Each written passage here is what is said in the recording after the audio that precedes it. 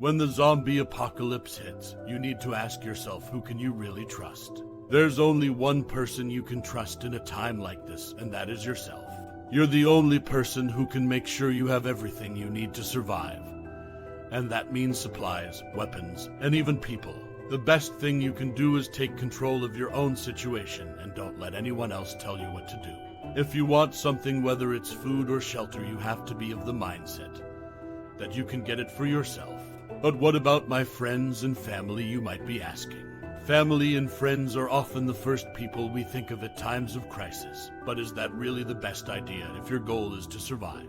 The answer simply is, it depends. If you have family or friends who are prepared for the zombie apocalypse and know how to fight, they can be a great asset. They can help defend your home base, gather supplies and weapons, and provide companionship during those long nights spent hiding out in safe spaces. However, if they're not prepared or don't know how to defend themselves against the undead hordes, then they could end up being more of a burden than anything else. Here are some things to consider when trusting family and friends during a zombie apocalypse. First, consider how well you know them.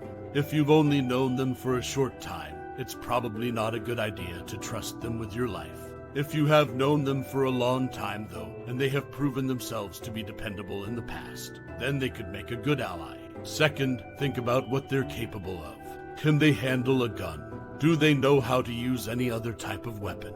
If not, then it's probably best to determine what value they can bring to your group. On the other hand, if they're an expert marksman or have military experience, then they may be an asset in the world of the dead. Any group of survivors will need to have some members who have medical training.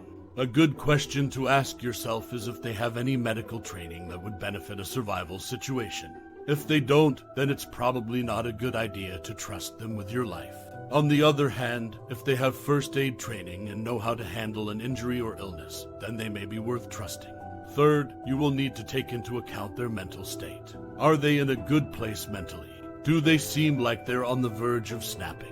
If they are in a bad mental state, it may be best not to take them along with you.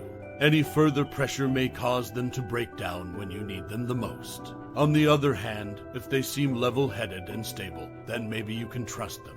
Really ask yourself, are they calm under pressure? Can they think clearly in an emergency? These are all questions you need to seriously ask yourself.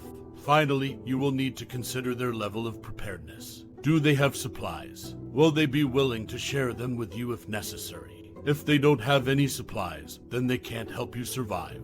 On the other hand, if they do have supplies and are willing to share them with you, then this may be a good indication of their reliability. A zombie apocalypse will be very hard on everyone mentally, physically, and emotionally. For those with the sole purpose of surviving, you will have to make a lot of very hard decisions about past relationships and how you need to move forward into this new uncertain world. Do you have a family member you would take with you? How about one you can't wait to leave behind? Let us know all about it in the comments. And remember to like, comment, and subscribe to our channel for more on the paranormal.